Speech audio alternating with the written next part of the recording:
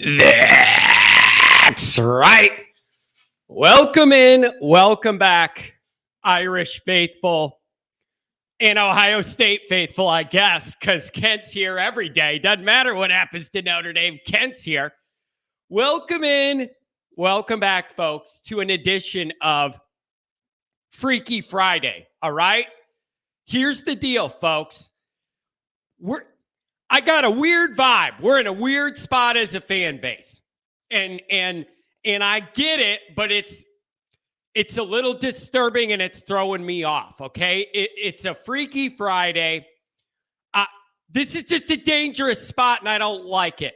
I don't like how it's hitting me. I'm feeling the fan base is so frustrated. Like they're not checked out, but they're not totally engaged this week. Like people are just being pushed to their limit of what they could take. And an example of this is, you do an Ohio State pregame show and a bunch of people are in here. All the Notre Dame people are in it and want to break it down and look at the matchups and think about it. You don't have that kind of energy this week for UNLV. You just don't. You don't. Everybody's in a bad mood. It's not an opponent that excites anybody. They don't bring any juice, any drama. It's not a rivalry. I can't think of one storyline from this game that's interesting other than watching to see if Notre Dame's going to embarrass itself again. Like, it's just weird. And I don't blame the Notre Dame people for being down and out. At the same time, we all love Notre Dame. There's half the damn season to go. And we have to find things to keep us going. We have to find a light at the end of the tunnel. We have to find things to look for that give us an indicator that the future is going to be better than what it is right now. But it's a Freaky Friday to me because Notre Dame people are like, yeah, I might turn on this stupid Peacock thing, but I'm not in the mood for all this stuff. So it's a little touchy, and I don't like being here as a fan base, and I get why we are. It's just dangerous. What this translates to Saturday is that stadium's going to be dead. You all know that, right? Like whether you're going to the game, not going to the game, whatever, the stadium's going to be dead. Like that's just a guarantee. It's going to be dead. Now, it does look like it's going to be a little warmer than it looked like it was going to be earlier in the week. That helps just keep things alive a little bit, that it's going to be there's a little warm front coming through. That helps. But I'm telling you, tomorrow, that place is going to be a library. It just is. There's no excitement. The team has killed it. The people going tomorrow, it's just going to be weird. It's going to be quiet. People are going to be waiting for the first bad thing to happen. Like, I've been to too many Notre Dame games wrapped into this vibe to not know how it goes. It's going to be creepy and quiet in there and Peacock, everything about this. So what I want to know from you today is, since I've heard from you guys, I know you're upset. I know you're mad. I know you're not happy. Here's my biggest question of the morning. I want to know, what's it going to take to make you happy Saturday? Like, what does it take from Notre Dame? What do you need to see to be happy? And when that game's over tomorrow, go, okay, all right, I feel this. What does that look like? Let me know. I know you guys aren't in a good place. I'm not in a good place either. Mikey pulls, it has snooze fest written all over. You're damn right. Yeah. Everything about it says snooze fest. It's on a Peacock, coming off this bad loss, team with no juice. It's all lining up for a snooze fest. And that's how you end up with the team playing like they're snoozing and festing again. It's just rough, guys. It's rough. So let's get through the introductions. You know, I like to do my roll call, my people that are here, okay? Do my roll call for you guys that are loyal to me, and I really appreciate it. get through the introductions. I always start ranting. I almost forget that. We're going to get to the phone lines. I want to know, listen, I get it. If you guys are in a bad mood and you don't even want to think about it, I get it. But call me and let me know. I want to know what's going to make you feel better tomorrow. Basically, that's what it comes down to. Now, if you tell me, John, there's nothing that they could do that's going to make me feel good tomorrow, it's over for this year. I'm just looking at little pieces for the future. I can't fault you for that. I can't. If that's what you're going to tell me and you're just going to go, John, this year's shot, there's no sport more cumulative than the regular season in college football. That's the big thing that always gets me and everybody else, fans of other teams. College football is cumulative in the way it's not like the NFL where you can lay an egg one week and then you come back the next and win and you're right back in it and your playoff hopes are alive. The fact that college football is so cumulative means Notre Dame could blow these guys out tomorrow. And you could still say to me, and what? It doesn't change the trajectory of the season. Like the season's ruined. So you blew out UNLV that no one cares about. Big deal. Like that's how you end up stuck in the suck. That's how you end up stuck in the suck, folks. And that's why it hurts so much when you end up with one loss and then two and then three. Each loss makes everything that happens after it mean less, unless you start parsing it out, looking at the big picture, trying to find, players that are going to help you when you're better in a little while. Or if you had a young quarterback, but a rough team around him, you could watch that guy develop. We don't have a lot of these typical development items that people look for. So I need to know what you're looking for tomorrow and what's going to make you feel a little better about it. All right? That's what I want to go over. I get it. If you don't want to talk about it and think about it, I get it. If it helps you to talk about it and get it out, give me a call. 312-900-8815. We got a couple calls already. 818-631, first two up. And I got room for more after that. I really want to throw it to you guys and know where you're at. So obviously you're here on YouTube. Do hit subscribe if you haven't yet. I appreciate that very much. Like, thumbs up. If you're in the chat, give it a thumbs up. You're already in here. It takes 1 second to move that thumb. It helps me more than you would know in the search algorithm. Okay. Twitter, search bar, always Irish rat. Always Irish Inc. I think my voice is coming back, folks. That stuffed up sinus thing I had, I think it's starting to go away, and that means I'm in better shape to crank up all the rights that you want that I've been having to choke out the last 2 weeks. Stupid Midwest weather. Hot, cold, cold, hot. Getting dark early. Hot, then cold. Cold, then hot. Jeez. Can't figure it out. Emails. Always irishnd@gmail.com. 312-900-8815. Fighting Irish Wire. Make sure you check it out, folks. Not only just what I wrote, but what everybody else writes. Nick Shepkowski, Mike Chen. A lot of good people over there. Check it out. Kent. All right. Roll call. Then we're going to get to the line. See what you guys think. 818-631-480. Kent says, Greg, don't get on the phone crying about Tommy. Players play and they trash. Kent, it isn't that simple. I'm telling you, Kent, from the outside, I'm telling you, from the outside, you might be able to say that. From the inside, if you followed Notre Dame and Tommy Rees this long, you would just know it's different for us, man. Kent, you got to understand that we've been dealing with this guy since he was 17 years old, and he's a damn full-grown adult now. 17 years old.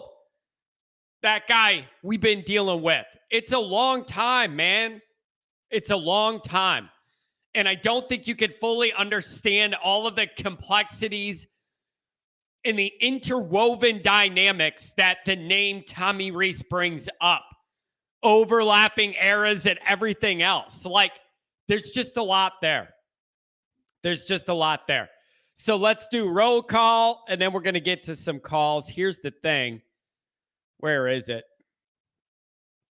First things first. Paul Conley, $5 holler. I appreciate you, Paul. You come through every time, man, and you're in there fighting, telling other people to do it too. I really appreciate you, Paul. Hope I'm not bored with the ND offense. It's a boring offense and uninspiring. Will it ever change? That's a good question. It is so boring. It's somebody brought up to me on the call-in line the other day how they were watching the Tennessee-Alabama game and watching the offenses and the pace and what they're capable of physically and how that game moves and just how it looks when it moves. Man, our games don't look nothing like that. It looks like we're playing in concrete compared to how those teams move. It just visually, like, it just jumps out to you visually. You're like, oh man, look at this excitement. Look at these people running all over with the ball. I'm not used to this. What is this, you ask? It's called having a big boy offense. Ever heard of it? I haven't, but I'd like to. Tell me what it's like. Paul, $5 holler. I appreciate you. Where'd you go, Greg? Greg with the 480 and a $10 holler. I appreciate you, Greg. Man, always on the ball, Greg. So, who do we got?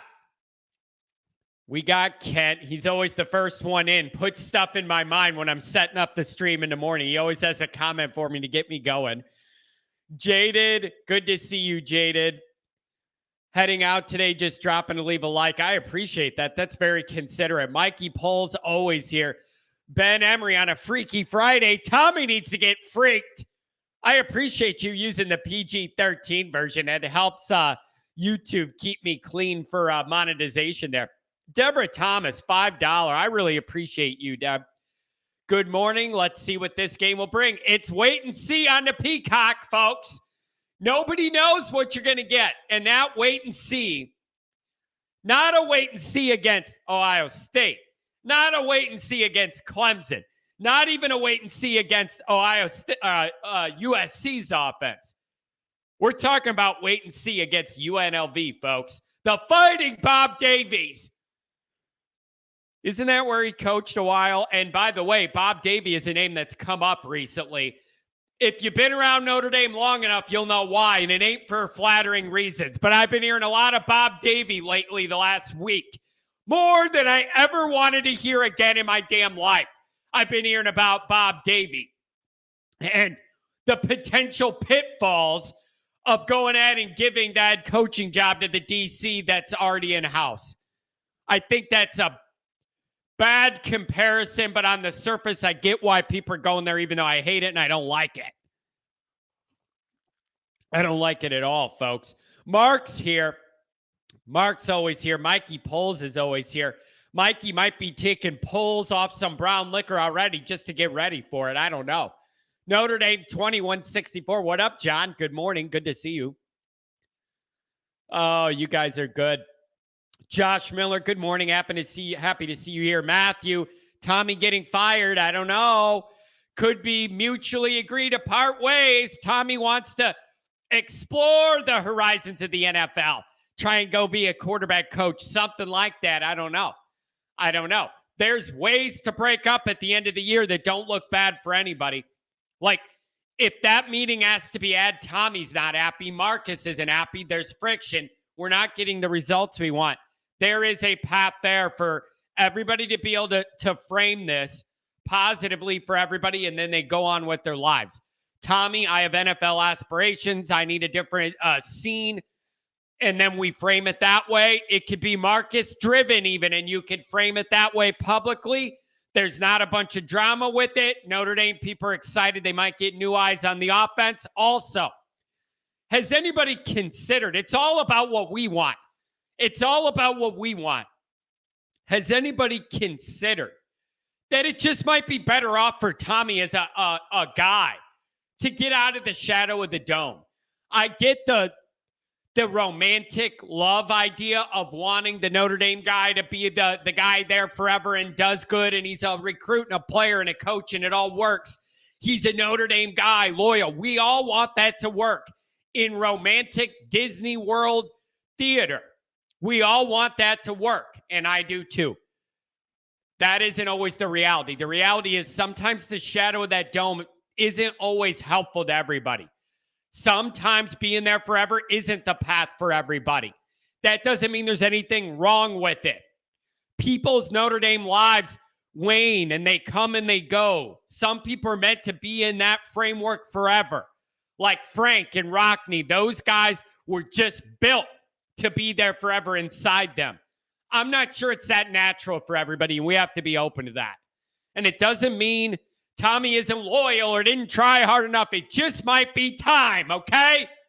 You don't score points. You don't have an offense that can compete. You don't recruit and develop and retain quarterbacks, all right? These are not opinions. These are facts. They're not opinions. This is the reality. And if it doesn't change, change needs to happen. Joel, good to see you here. 2 TDs in the first quarter, running the ball at will, 2 turnovers on D.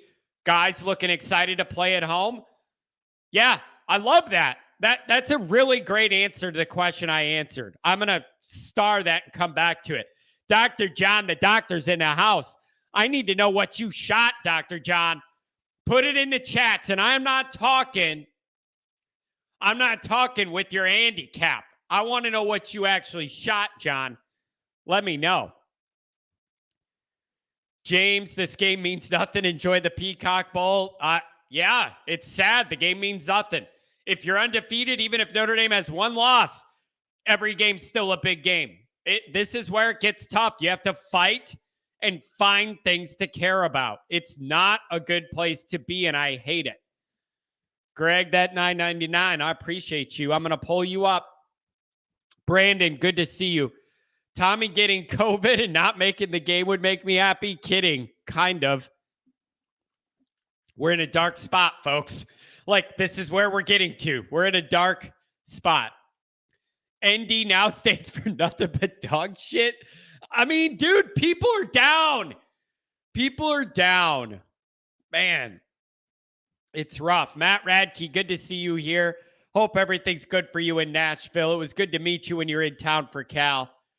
V1 Rotate, $9.99. You guys are generous on a Friday. What do you all get Friday bonuses and come to Always Irish? I appreciate it. I appreciate it. $9.99 V1 Rotate. I always think of Pro V and rotating and a golf ball spin when I see V1 Rotate V2.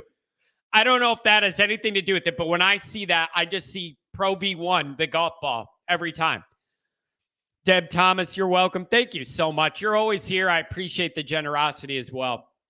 Kent, Ohio State's played 1 team with the winning schedule and played one away game in 7 games. Oh, wow. So good. I mean, they do play the Big Easy. Kent, you can't deny. I mean, that schedule's hilarious. You just need to make sure you take care of Michigan this year. I'm not listening. Oh, we got the dating bots. They're here.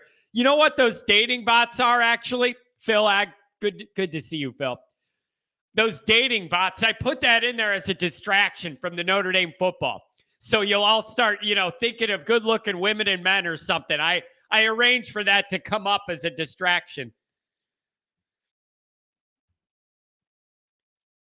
Greg, Notre Dame fans can vent and say whatever the hell they want on Notre Dame call-in show. Yeah, exactly. Like, I'm open for it. Like, I'm not telling you how to think. There are people who still believe in Tommy and want him to stay. Other people who don't want him to have a job this week. Access denied to the workout center. I don't have all the answers. I'm open to listen to what you guys think, though. Chris, $5 holler. I appreciate you. You guys are generous today. I'm trying to not miss any of them. Sorry, I'm late. Stupid job. Chris, Don't let me affect your livelihood. Yelling about Notre Dame will be around forever. Radkey, Tommy doesn't know how to evaluate and develop, so he needs to be in the NFL. Yeah, I don't know if that makes sense because you still have to develop some guys in the NFL. But just that's the issue, you guys, with Tommy. It's like, well, look at this offense. They're not getting anything done, and they play in mud, and nothing happens. Well, and then you hear, well, let Tommy get some guys in there, or look at the deck he's playing with. I got news for you. He's very much a part of who's responsible for why the quarterback room's the way it is. Both the guys that could have started this year, Tommy Rees guys, Buckner and Pine. Tommy Rees wanted Pine, went and got Pine. If he's not good enough to be a big-time quarterback, that's on Rees too. Recruit better guys to begin with. Why? Literally. Man, Matt, thank you guys. I'm going to get to the calls, but I can't miss people that do the chat and donate. $10 holler. I appreciate it, Radkey. Glutton for punishment. Bought 2 tickets for Clemson for the Clemson game for my son's 16th birthday. Are you going to be there? And if so, where at? Matt, you timed this one out, right? Because I'm going to be there all weekend. I got a house for Friday and Saturday right around the corner for campus, Airbnb style, except I know a guy. So then I got him to pull it off Airbnb, and I PayPal him. We avoid all the fees. He goes to his lake house for the weekend in Indianapolis. I get his house for South Bend. It works out beautiful. It's lovely. He goes, John, you want the house? Let me know. And I'll take it off Airbnb, lock it up. I pay him directly, save all the fees. You got to work the system, folks. Yes, I'll be there all weekend. And I got a great tailgate to be at for the game Saturday. So that's probably where I'll be. And I'll be all over campus and Eddy Street Friday night. Matt, get with me on Twitter and we'll make sure we meet up. Make sure your son has a good time for his 16th birthday, okay? We will do that. V1 rotate. Pilot language. Gotcha. All right. That makes a lot more sense. That makes sense. You guys are generous today. I don't know what's gotten into everybody. It's feel bad Friday. Everybody feels bad that Notre Dame fans are frustrated, so they don't donate money to the cause. Mr. Hewtown, thanks for being here. $5 holler. The Irish just need to come out, throw it around the yard, and make some plays. We just want to be entertained at this point. Folks, that's where we're at. Mr. Hewtown, thank you. That's where we're at, folks. Like, you just want to see some electricity. You listen, we're getting to the calls next. I'm caught up on the chat and the donation, okay? 480, you might be up first. You donate a lot of money today, 818-631. Hewtown, here's the deal. Notre Dame fans going the extra effort to do this peacock bull crap where, listen, we're just going to do this now, okay? Let's get it out of the way now. I don't like this NBC deal, all right? I'm done with NBC for a couple reasons. One, in the regular booth now with Collinsworth and Garrett, there is no gravitas. There's no big voice. There's nothing that happens in the Notre Dame NBC booth that makes you think a big football game or anything important is happening. At least Tirico brought you the voice that said something important is happening in this building today. Right now, NBC and Notre Dame, it's an afterthought. Notre Dame is an afterthought. They get the C and the D. I don't understand it. I don't like it. There's no gravitas. It makes Notre Dame seem small time. There's no juice in the booth. It literally feels small time football to me. And I don't like it. Notre Dame should feel like a big deal. It's important to me that you have a guy with a big voice at least making it seem like something big's going on, even when it isn't. All right? That's a part of that NBC job. That booth has no gravitas at all. Then, when you push it on this experimental peacock thing, I said it before. If you want to push the streaming, fine. but you can watch the game on NBC or stream it. You don't make it only. That makes it come off like an experimental trial product. And if it doesn't go well, nobody sees it. Who cares? I thought this was Notre Dame. And even if they're playing UNLV, you act like it's a big deal. So I don't like where that's headed at all. I feel like Notre Dame is a B product from NBC. Not a big deal to them. And I don't like it. You know what, guys? I got to admit, I miss Tirico more now that he's out of that Notre Dame booth than I appreciated him when he was in it. And it's because of that gravitas. That guy does all the major sporting events, all the way to golf majors. Like, when you hear and see Tirico, something big is going on, and we have him there to talk us through it. What about Hammond? Hammond scared the hell out of me. You remember all the makeup they caked on that guy's face? He looked like Casper the Ghost up in that booth. He had the weird, poofy, curly hair, and they powdered him up with so much makeup. It scared the hell out of me. It looked like Weekend at Bernie's, but they wheel Tom Hammond in there as the game starts. It's just like, and there's Tom Hammond, and they got you could see the makeup. Scared the hell out of me. All right, enough of that. All right, we're going to get to the phones. Keep them coming. 312-988-15. 480, you're going up first. You donated a lot of money. Then 818-631.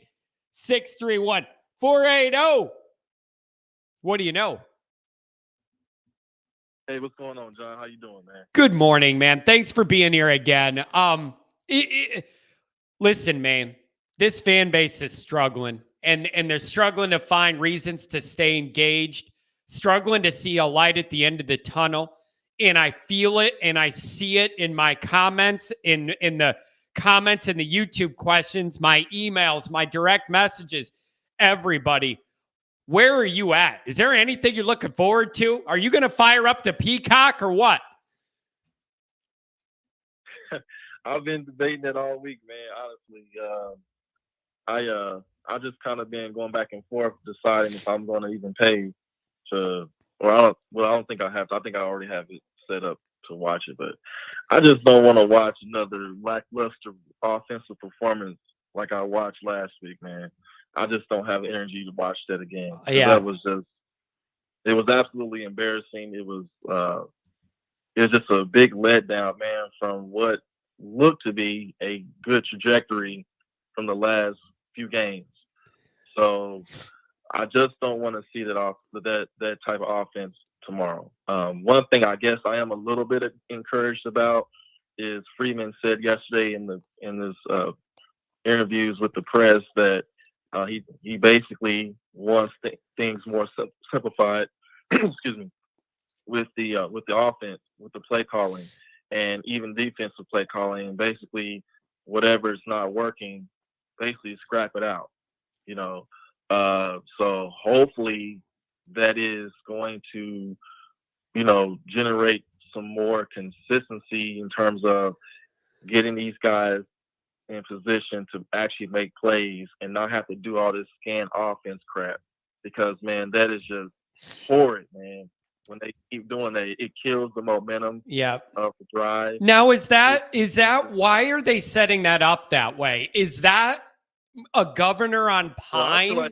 Is that a governor on Pine to make sure he's getting in and out of what they want? Like what boxes you into where you're doing that all the time? Is that it? I think it's a matter of trust. Yeah. I don't think that Tommy trusts Pine to read defenses and make adjustments. Yeah. And so that's why every time they, make a play, they get up to the line, and then he's looking over to see what Tommy wants to run, because Tommy doesn't trust Pine to make adjustments, in-game adjustments where he doesn't have to do all the scan offense stuff. And that in itself is an issue, because what it is it's taking away the momentum of the offense. If you're doing a scan thing, I mean, I'm not saying that you can't do that, but when it's every play, yeah, like, man, that's the problem, man. Like, dude, You got to create some momentum. There needs to be more up tempo in this offense. You watch teams like Tennessee and TCU and other teams, they're right back at the line. 5 seconds later, they're making a play. It's just like right down the field. Yeah. And then could you make an argument that sometimes in the position we're in, which is a very tricky one, no doubt, struggling on offense mightily, all of that, you can make an argument. Sometimes it's easier for these guys to go at a faster pace because it's more reacting and doing and not overloading your mind with a bunch of things that paralyze you. Like, there's something to be said for that. Get in a little rhythm and more go and do than sit there and think your mind in a circle. Does that make sense, or am I oversimplifying it? No, that makes sense. I mean, like, you can't run fast all the time, but try and get in a rhythm in the first quarter since you can't score in the first quarter. Try it. Let's go. Right. I mean, hell. What I'm not going to be told is that a player like Tobias Merriweather can go out and make a play. You know, we're just doing a simple fade route or a post route, whatever. I mean, the kid, from what I listened to in his interview with the press, he seems very intelligent and bright enough to understand like what's going on the field, that he can get out there and make a play. Yeah, it's about utilizing the talent that you have on offense. You got two big receivers, Deion Colzie and Tobias Merriweather. Utilize your receivers and the size and the length that they have. You got Michael Mayer. Okay, you put those three guys alone on the field, that's going to create mismatches somewhere. Okay, if I'm looking at the size in itself, I'm telling Tobias on the first few drives, just run, man. Just run as far as you can, get away from defense as far as you can.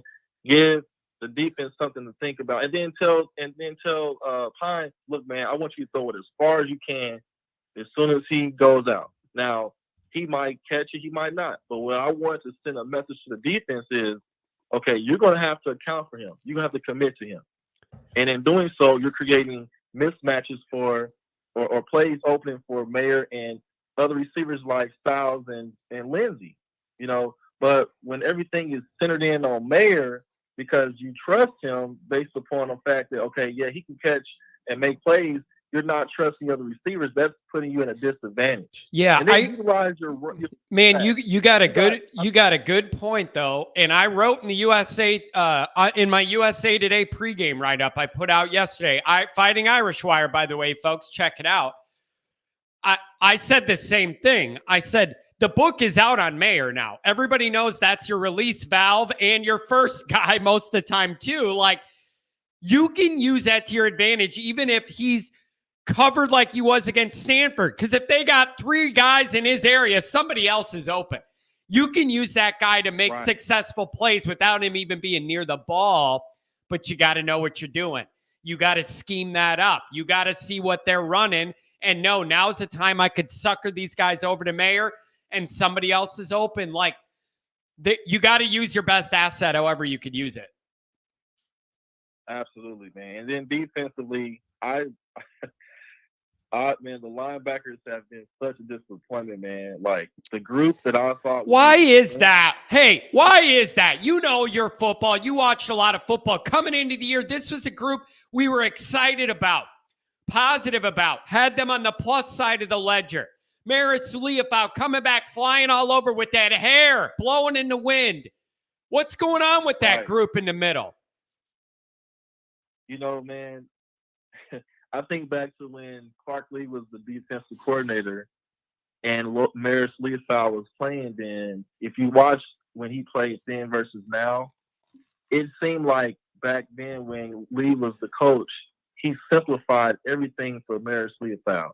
It's like you have one assignment. Just attack this thing right here. Like, you don't have 10 different things. And then just kind of react and do what you're best at naturally. Yeah. Absolutely. And in doing so, we saw great play out of Maris Leofau. Okay. What has happened is that unfortunately, Golden has initiated a lot of NFL style plays and schemes that, you know, is just a little bit over the top, man, for these players. Yeah. You have to remember, like, they're Notre Dame guys, but you still need to make some of these plays simplistic, man, for them just to make plays and not have to overthink everything. Now wait. Reacting. Now wait. See, you're bringing up a really good point here, and this may be where some of the disconnect comes in between the fan base and what you're allegedly told about Tommy Rees's football knowledge and in his mind and all the football he's seen and all that. Just because you're smart and know all the different things of football doesn't make you a good offensive coach. You have to fit that to what your guys can do and blend it to what works for your group that game or that week or that year to get results. And that's where I see a disconnect. Sometimes Tommy wants to run an offense. We're not capable of running, and he's a part of the reason we're not capable of running it. So it's a full circle frustration. Hey, John, I'm going to read you a quote by Bill Belichick. Let's go. It says, coaches who out-scheme their own players are not great or even good coaches. Your system should reflect your players and their skill set. That in itself speaks volumes. Yeah. And the problem is that this year, these coaches are trying to out-scheme their own players because they want to show how smart they are, how NFL smart savvy they can be. Instead of simplifying their play calling and making things more understandable when they're on the field so they can react faster and therefore in turn make plays that can, create better confidence for the defense. Because right now, I don't think some of these guys are confident about what's on the field right now. Yeah. They're being told to call do this, do that, but they're not playing confident because they're not trusting they're not trusting the play calling and they're not trusting their skill set. And so as a result, we're seeing missed tackles, we're seeing blown assignments and all these kind of things because players are not able to react, man. They're thinking about everything that's being told to them in terms of the play calling. Hey, can I ask you something about this defense too? What haven't you expected a little more disruption out of Foskey and that defensive front as a whole? I understand now you have injuries and you have Lacey, the Lacey thing, and you have the Adamilola. Like, I know there's injuries. I really expected more disruption out of Foskey weekly. What's going on there? Man, you know what, John? Tell me. I really want to know what Al Washington is coaching these guys and saying to these guys. You're going to tell me the Ohio State people right what they said about Al? Good recruiter. He'll talk him up, but once it gets on the field, I heard that before when we hired him. I heard that. That was the knock, man. Yeah, I'm just not trusting right now, man. Based upon these first 6 games, whatever he is taught or instilling, man, it's not clicking, man. Like, Foskey should not have regressed the way he has this year, man. It is just like night and day, man. And it's like, what the heck is going on? But is there a nagging injury? Like, what's the deal? Because he was supposed to be the dude trying to go steal that NFL money this year and move right up the draft. Right. What the hell?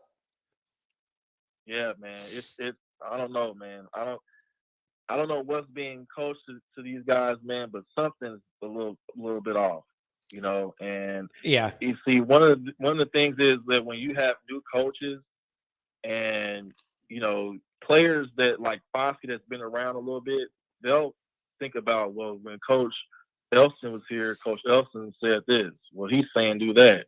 Right. And then it's all in their head. And it's in their head because, I'm speaking this as a former athlete. I've had different coaches in the span of 2 or 3 years, and I understand how that can affect your thinking when you're, playing, and you're trying to figure out, okay, well, which method is better? You're trying the method of the new coach, but then you're seeing things not really operating. So now you're trying to revert back to maybe some of the methods that you had with the former coach, but then if the new coach sees that, they're like, well, stop doing that. I want you to do this.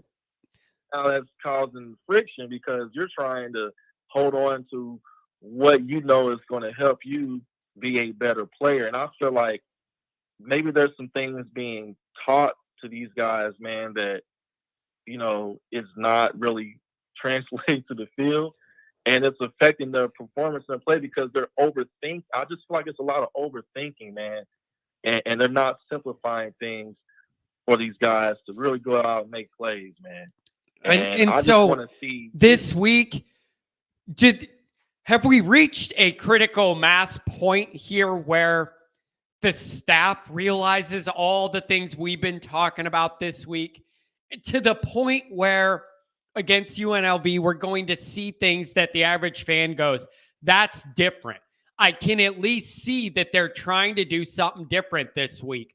Or are they going to force down what they've been doing and hope because it's UNLV, it'll look better this time? Like, what are we going to get? Well, I'm going to say this, John. The first quarter is going to tell me a lot about where we have changed. That was the number one bullet point I had is you can't get off to no slow start this week, man. People be leaving that stadium in the first quarter. Unacceptable, man. Unacceptable, man. Like we better have 2 or 3 touchdowns in the first quarter. Period. Like no ins, ands, or buts about it. But outside of that, John, I want to see like how are we putting our players in position to actually make plays, and are we really utilizing the talent that's on the field? Defensively, are we really more sound when it comes to, because this quarterback, the differential between, if he gets in a rhythm, he can hurt you, man, with his legs, because he's more of a dual threat guy. He's a lefty, which then creates other avenues for some defenses because a lot of things are flipped, because he's lefty. Right. Yeah. Right. So, like, we have to be sound on defense, man. Plain and simple. But I don't want to just see us out talent UNLV. I want to see us actually utilizing, but also making good play calls and simplifying things for our offense and defense. That's going to let me know that okay, there has been a change. There is something that has blinked in the coordinators and the head coach's head about utilizing the talent that they have. And I believe then that's when I feel a little bit more confident about going forward. Man, I really like that. I like the way you said that is the perfect way to say it, man. It needs to be more than just you out-talented UNLV, but everything's still the same struggle, but you just have better dudes and you get through it and win and it's ugly.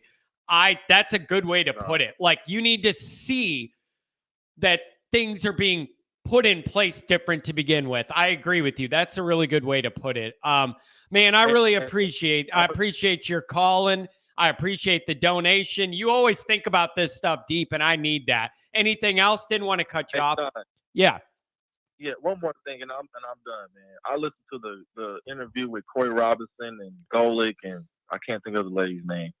Smetana. Is it Jessica Smetana, maybe? Yeah. Okay, yeah.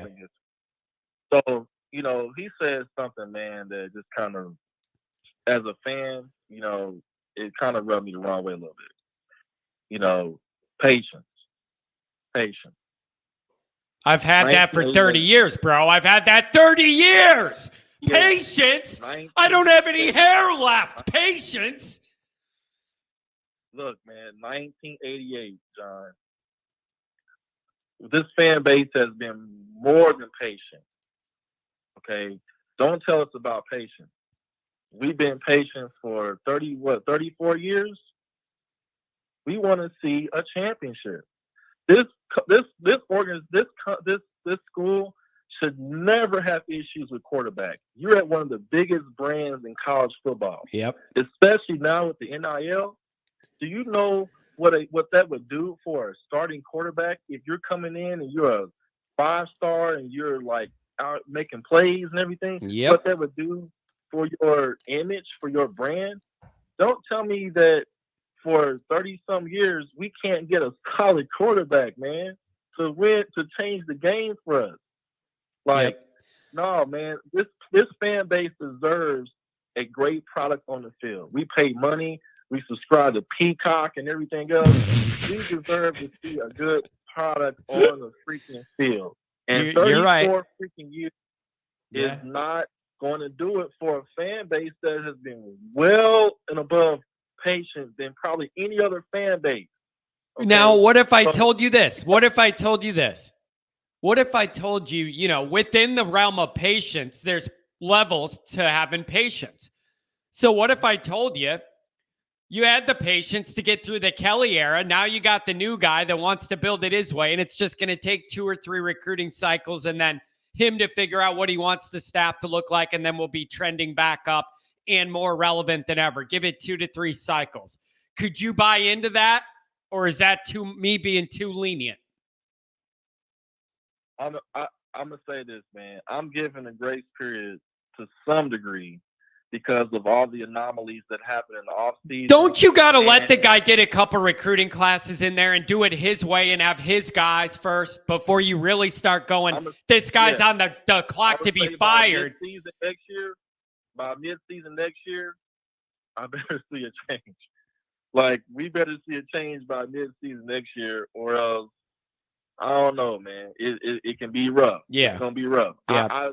I really want Freeman to succeed, man. I feel like the guy gets it. He gets Notre Dame, and that's something that has been lost in this program since hope, in my opinion. He gets Notre Dame, and I'm gonna bring up something. I'm done after this. I remember I listened to something that Lou Holtz said he did when he first came to Notre Dame. He actually put together some kind of test or quiz, whatever, and basically made the players understand, take a quiz or test, about Notre Dame football, about the history, about the culture, about the university. Yeah. The rivalry. I just don't know if some of the kids really respect or reverence those kind of things. Last week with Stanford, do these kids really Stanford is to me, I don't consider Stanford a rivalry, and that's just my opinion. I don't really consider it a rivalry, but I'm saying we played them for a while. The whole gist of understanding what that means for the program, and how every school that plays you is looking at you as the pinnacle of their program. Yeah. When we play USC, there's got to be a fight in us. This is USC, man. This is a rival. I want to see that installed, man, with us again. I just feel like maybe some of that has kind of been lost in just understanding who you are and why you're playing these teams. What these teams mean to us. When we play Michigan, if we ever play them again or anytime soon, what that means to Notre Dame. This is Michigan. Yeah. Well, the last time we played them, it meant a lot more to them than us. I know that. And I'm still not over it. Right. We played Miami in a couple years. This is Miami, man. The whole thing that happened, in the 80s, early 90s, that spark of a rivalry. These are the kind of things I want to see, man, that just kind of builds the confidence of me feeling like, okay, these kids get Notre Dame. Lou used to have them when they would come in there. Lou would have them watch Newt Rockne All-American first thing to get an understanding of how this all started and fire up that old black and white tape with Ronald Reagan as the Gipper and make sure they understand the history. Man, thanks for the call. We covered a lot of ground. We'll see what happens. We'll see what happens, John, man. Have a good weekend and go Irish. You too. Go Irish, and thanks for the donation, man. And it's like, hey, I get some of you are going, man, that guy's got to be on the phone a long time. The guy gives me $50 a week. If you're going to donate $50 a week, I'll let you use my phone line that much. All right, we're going 818 next. 10-second break. Clear the sinuses. Leave my knees alone, Kent.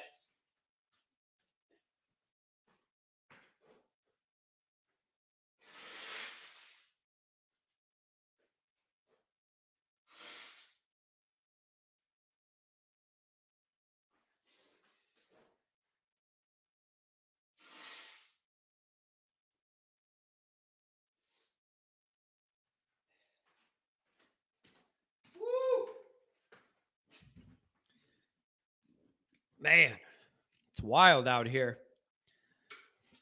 Freeman to Jackson State next. Neon Dion to ND. Listen, you guys. Am I out of my mind? I love the way he comports himself. I see these recordings from Dion in the locker room talking to them guys about being respectful and being on time and be a gentleman and do this and do that.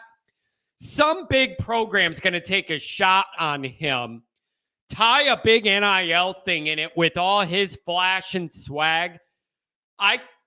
It's got to be the right fit, but I could see that appealing to me at certain places, okay? Red Key's right. 109 watching, only 45 likes.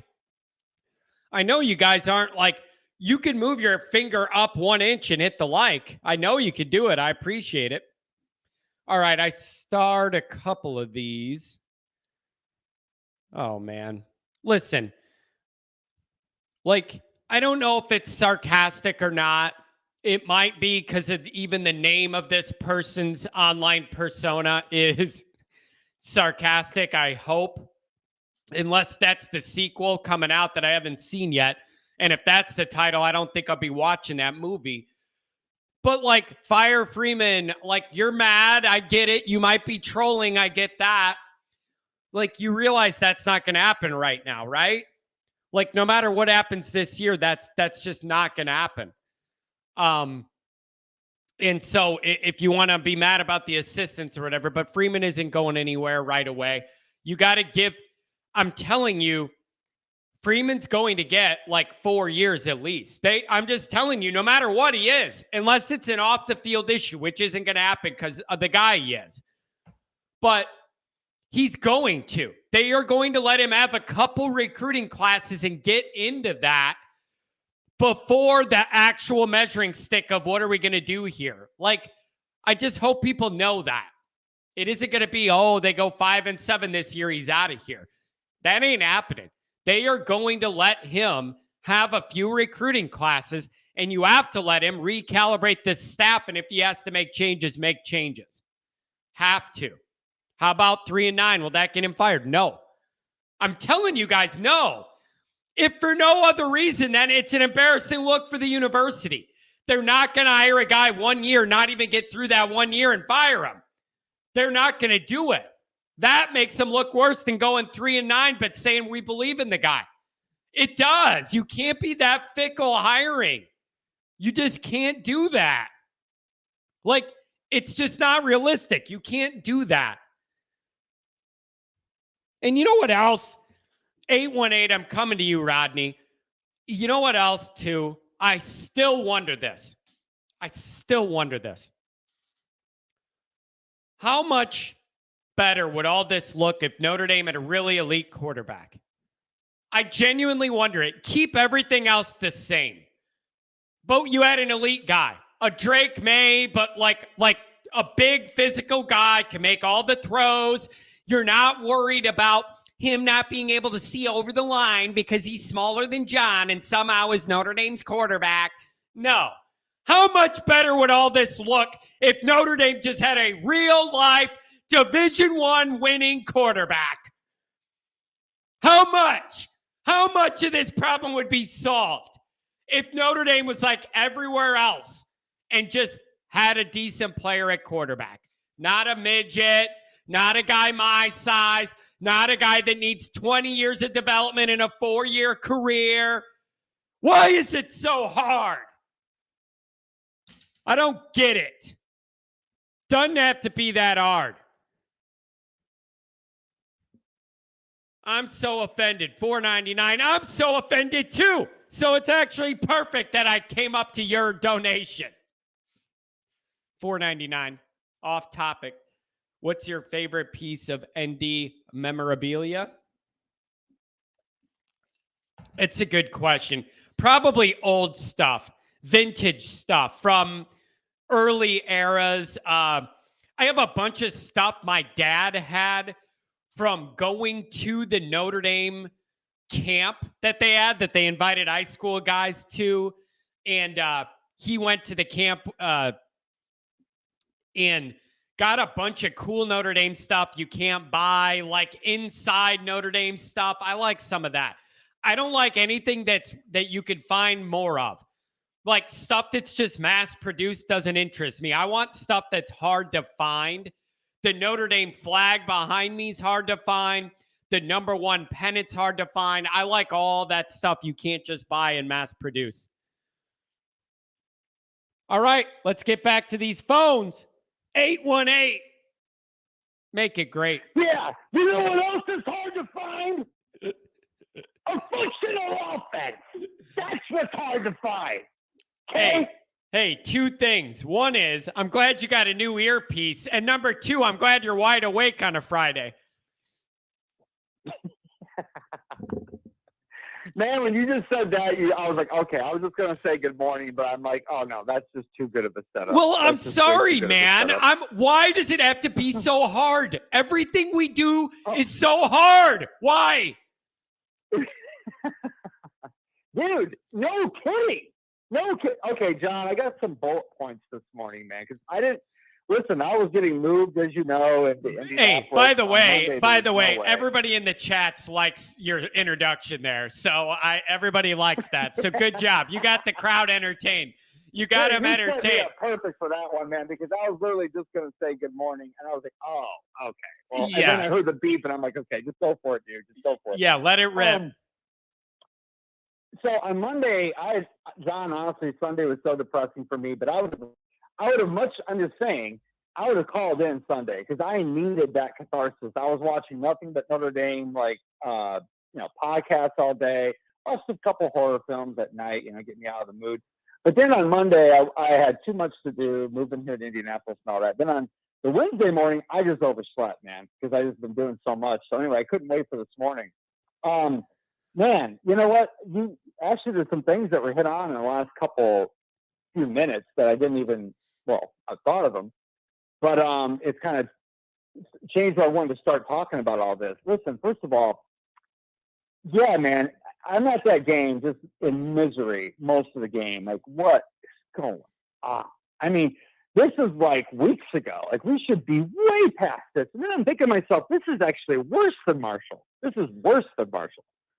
Oh yeah, it's way worse than Marshall. You don't have the excuse of coming off an Ohio State physical game. You don't have the excuse of losing your quarterback. You don't have the excuse that it's week 2. You're trying to find yourself still. You also, when you get down to this path, you don't have the excuse of, oh man, it took that one loss to realize we need to take it serious. Like, for all those reasons, it was way worse. Way worse.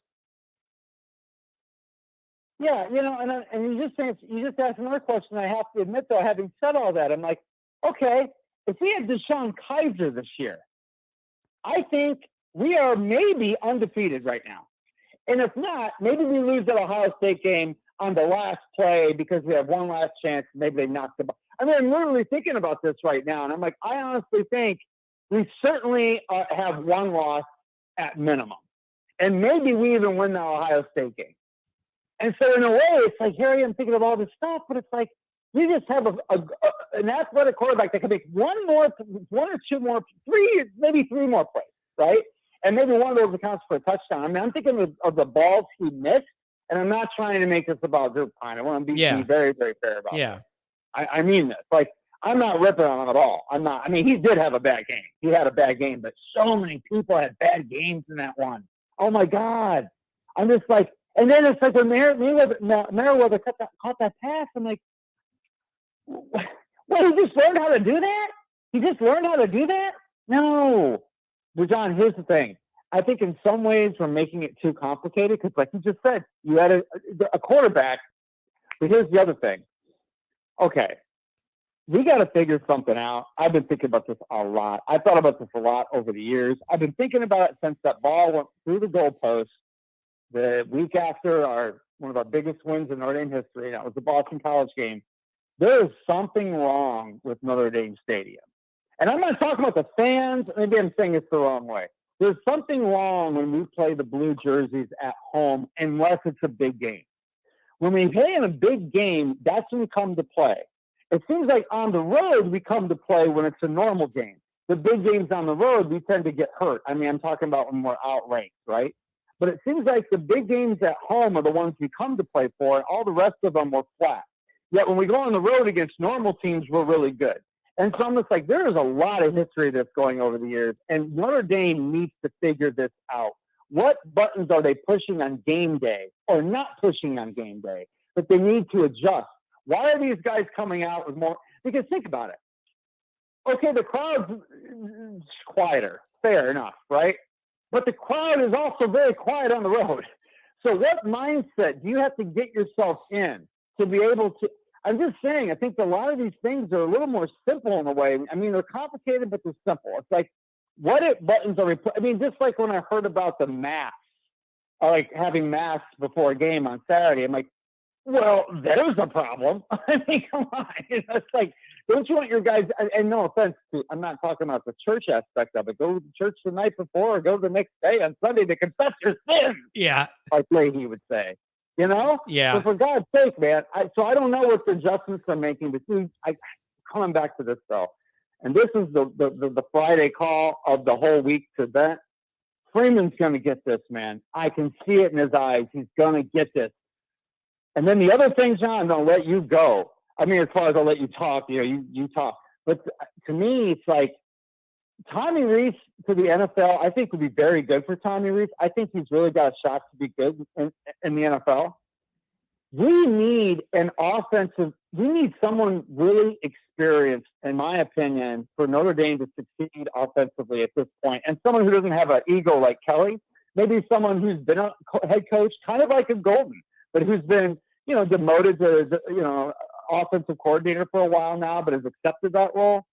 We need someone like that, like a seasoned veteran who coach either the quarterbacks or just the entire offense. Well, now let me ask you this. I did read this week that it was suggested, and Freeman was looking into bringing in David Cutcliffe as an offensive analyst, an old head who's seen it all, to help Tommy. And the report said, Tommy said, I don't need that. I don't want that. Freeman didn't do it. I don't know if that report's accurate or not, but there you go. You could add at least some sort of older advisor there to look at things. Okay, fair enough. So assuming Tommy's not here next year, that's because I didn't even know that, John. I didn't even know that, and I thought of David Cutcliffe. And I really didn't even know that. I said that a few weeks ago where I thought, oh, there's a guy that would be – I didn't even know if that was something that was actually happening or maybe in the works or maybe it's a rumor or whatever. But, wow, yeah, that's exactly what I'm thinking. Whether or not Tommy wanted it, that's what it needs. Okay, that's what he needs. And if not, then I just think they need to part ways. Look, I think Tommy has actually a really good future. I really do. Rodney, somebody just put in the chat. Good point. The only thing I want after Mass is coffee and donuts. Seriously, come on, man. Especially a Catholic church. Especially Catholic church. But hey, listen, wait. How did Lou Holtz get him to go to Mass in 88 and 93 at home and come out and win the biggest games in our history? Lou figured it out. I think it had to have been timing, John. He had to have got him up really early so they had plenty of time. No, you know what it was? Lou Holtz is a fiery guy. Hey, I could see Lou at the end of Mass where you greet the priest, but there's Lou with donuts giving each guy a long john. Hey, man, it's also all about who is the priest that day, who's giving the sermons, because there's some that actually keep you going, but that's what they need. Yeah, they need the priest to make the sermon about how to take out the enemy that week and make it biblical and make it full circle there. Yeah. Bring on the ghost of General Patton. Yeah, get that homily into the football realm, and then I'm into it. Yeah.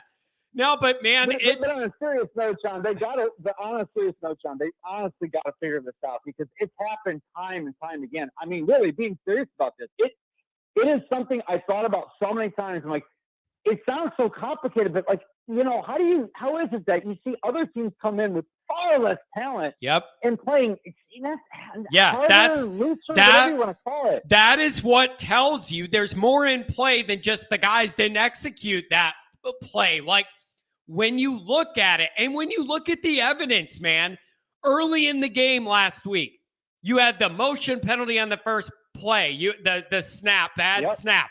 You had guys looking over to the sideline for the play, and the ball was snapped, and they weren't ready for it. On the play after the first play with the penalty, the snap almost hit Mayer in motion.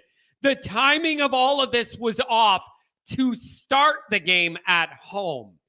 That tells me there's confusion and guys were not on the same page right away. That is a red flag. That is not just execution. They were confused before the first play even got snapped at home. That is a bigger picture issue than just basic execution. Oh, I mean, when that play happened, I just looked over to Mike and I'm like, oh, is this going to be? Yep. Is this what we're looking at? Yep. Today? Right away. Right away.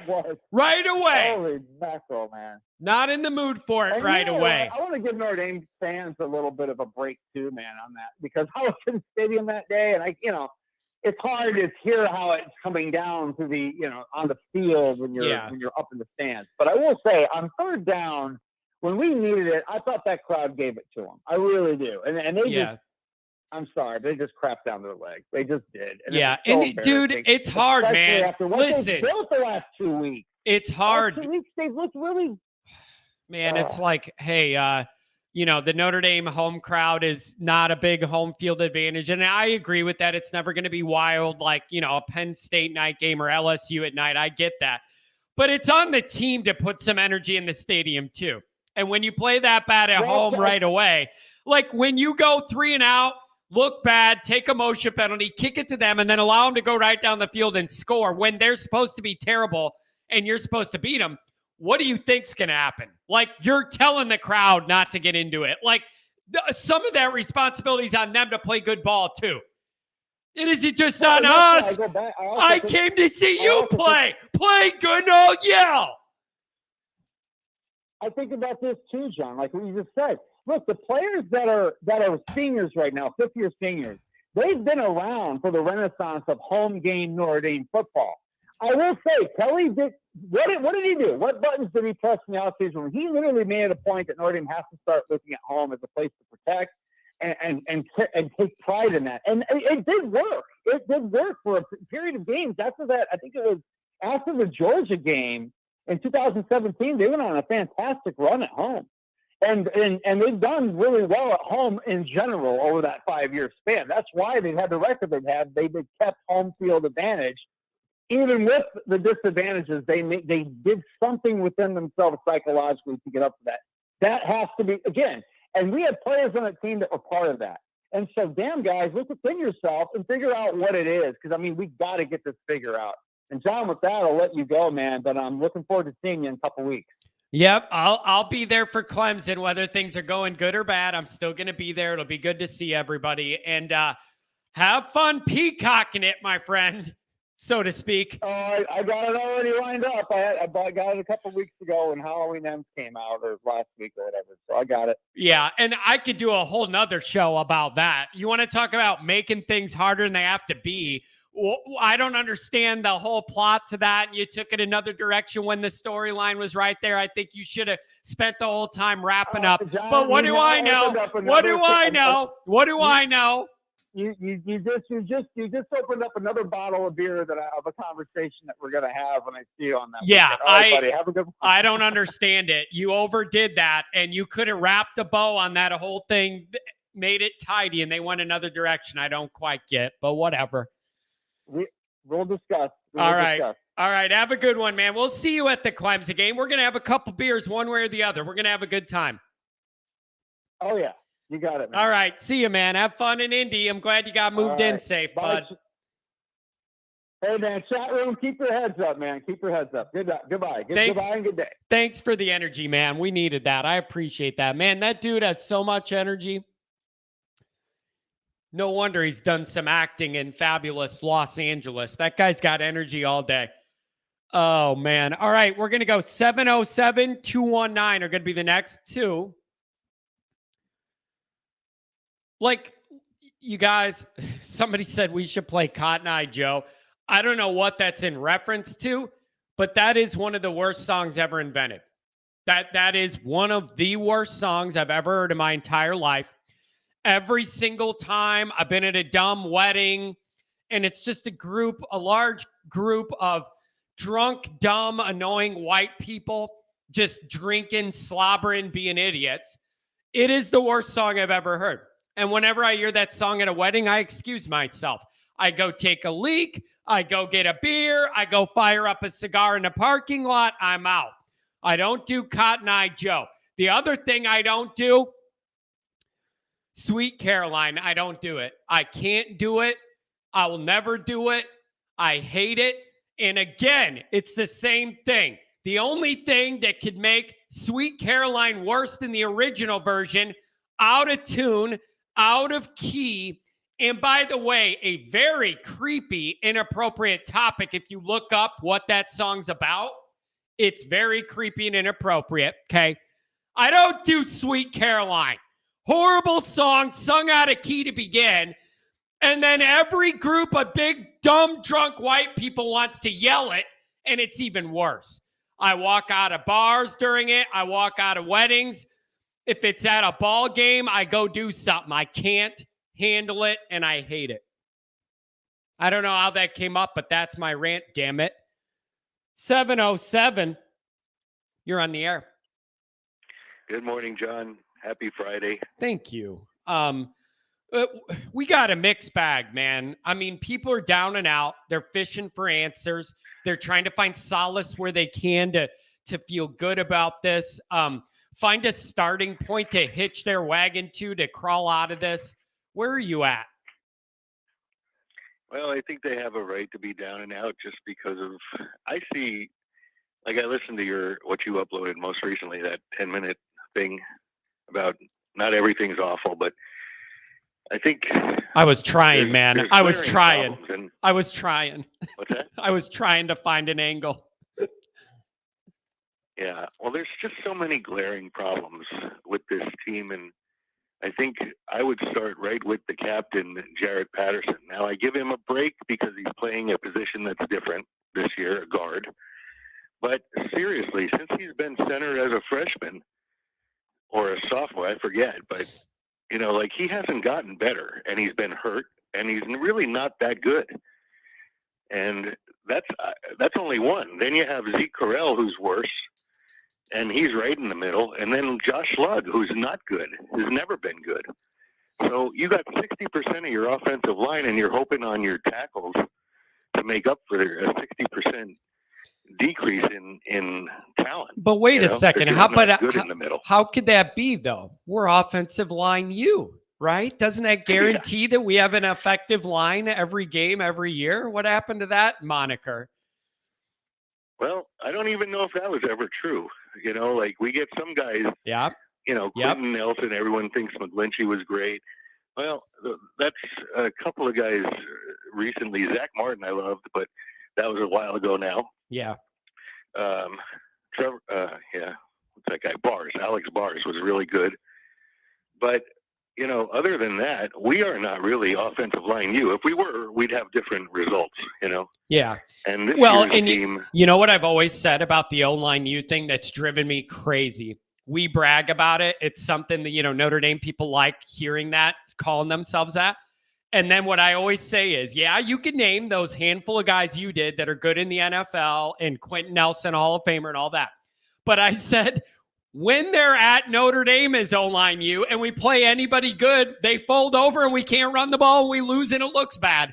So you can O-line you at all you want, but when have they ever won us the biggest game on our schedule? Never happened. They haven't. It's never happened. O-line you, and we've never won our biggest game because of them. Sorry, it's an ongoing frustration. Yeah, and it's just, that's partly attributable to Tommy Rees overseeing offense and Harry Highstand not really being as good as everyone thinks. Like, he was apparently a Joe Moore disciple, but you know what? You can't be the same person. You're yourself. And just because he coached under him doesn't mean that he knows how to turn that into ability, Yeah. So I'm not real thrilled. I think that that's the 5 changes that need to happen. So I believe that the way you say, play the young guys. Well, yes, but first get rid of high stand, find an offensive lineman, talk to Alabama. They get linemen every year that are fantastic. Talk to Clemson the offensive line coaches. Talk to anybody that you see good things happening with their offenses. Just high stand's not the answer, and Rees is not the answer. And then you have those 3 middle offensive linemen that are not good. Now let me ask this. So Let me there's ask your this. problem. Let me ask this though. And then the quarterbacks. Do you? Yeah. We didn't even get there yet. Right. But do you? Here's where I've been this week in my mind. Do you think that Freeman is taking all this in the same way you and I are? And do you feel like he's sitting there frustrated, like, oh, I see all these things that need to be worked on, but I'm kind of trapped for the next 6 weeks till I can get them do something about them? Do you think that's in play, or are we seeing something that we don't know if he's seeing?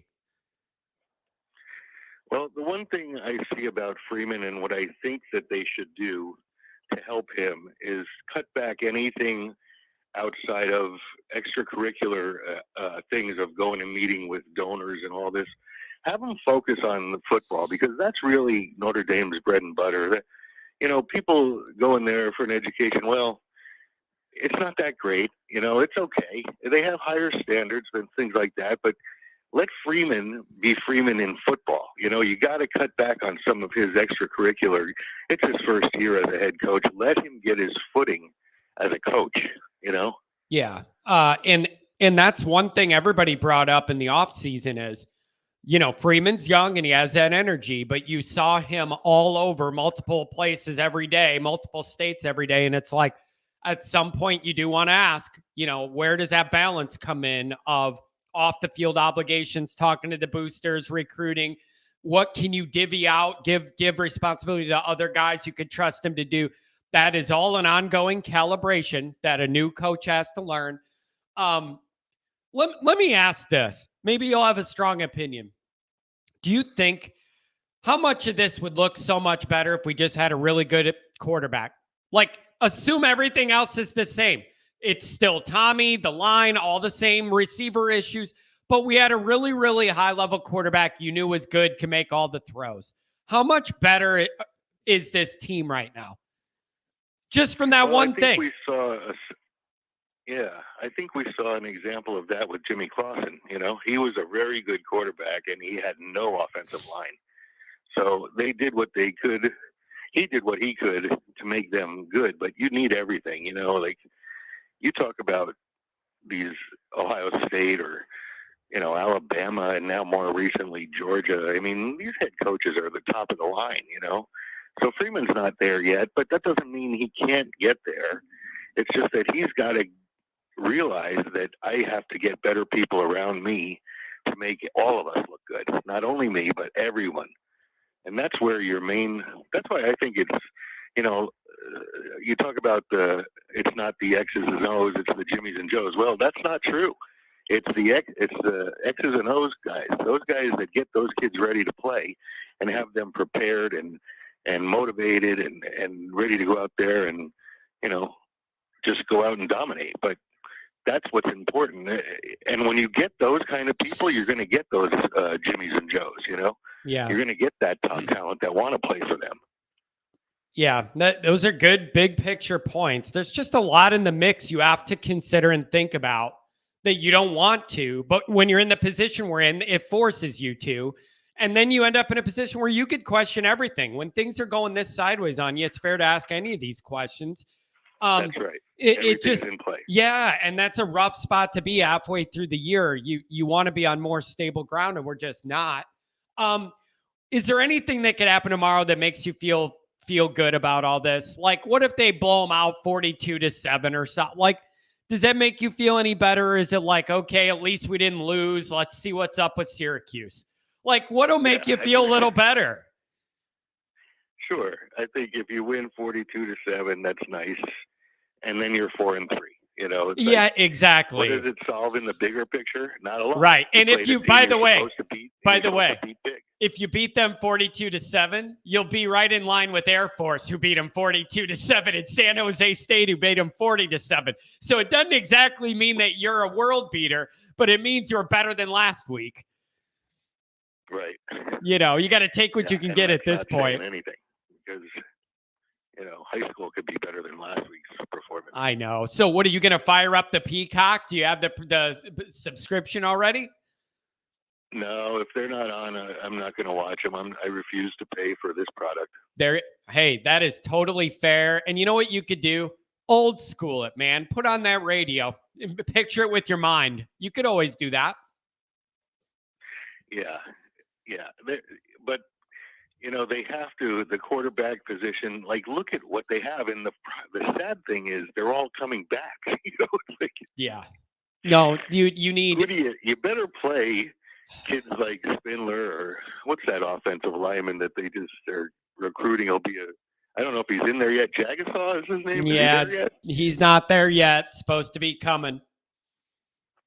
Okay, well, anybody that's in there, that they really did a good job of offensive line recruiting last year, you know, to get on the team this year. There's some good talent that are sitting on the bench, and maybe they're not big enough, but you gotta give them a chance. I think, like you said, you know, start playing the young guys and see what you have, because, you know, Patterson, he's not great. He's playing out of position, and that's on Easton. And so play Spindler, you know, put that kid in and let's see what he can do. And I just think when you find a center, when you are at this point, I think that you have an obligation to try some new things. I just think you do. I just think it's warranted and you have to. So I don't know, man, but it's a very uncomfortable dynamic. It's like, wait and see. And I half want to watch my team and I'm half scared of what I'm going to see. It's just not the best fan vibe, and it's disappointing halfway through the year.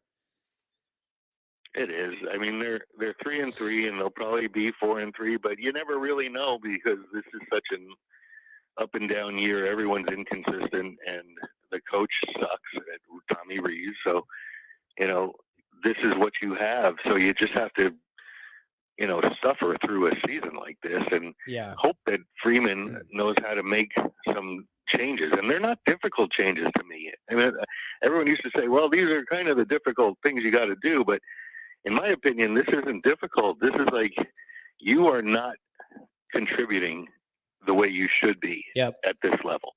You're Notre Dame. You have to be better. And if you can't do it, I have to do something else, and I'm going to. Yeah. So good luck to you. I'll give you a good recommendation, but I got to get an offensive coordinator that knows how to call a game, you know? Yeah. And that Dylan McCullough, why not give him a chance to run it the rest of the year?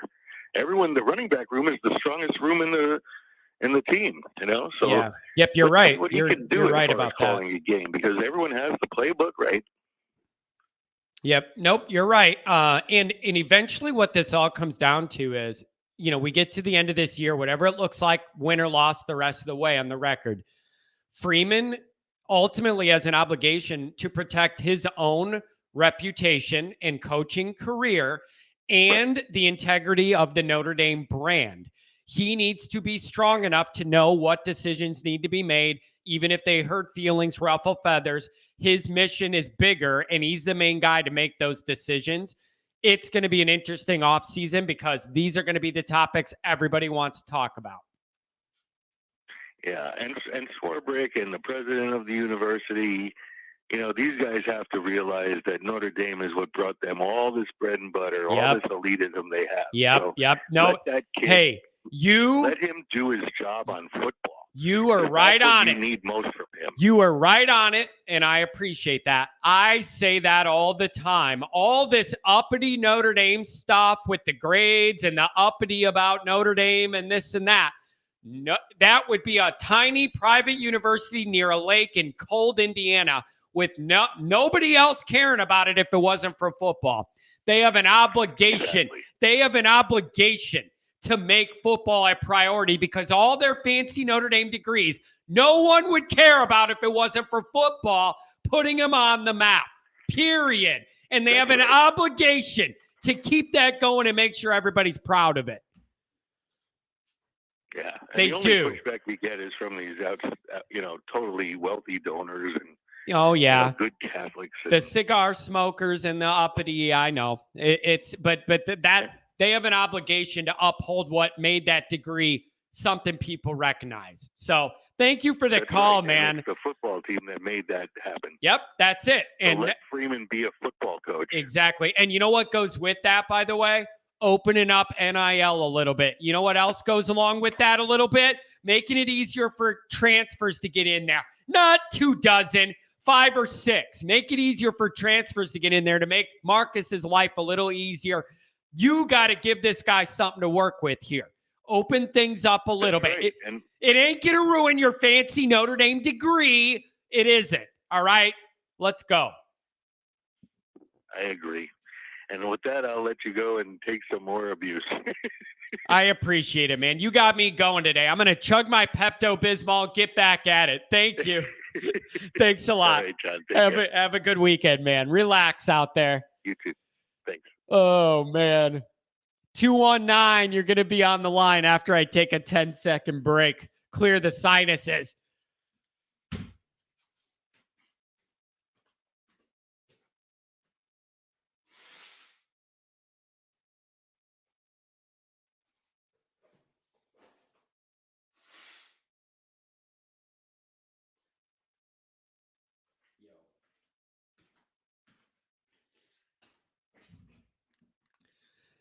Hey, while I was talking to him, no, I'm not drunk.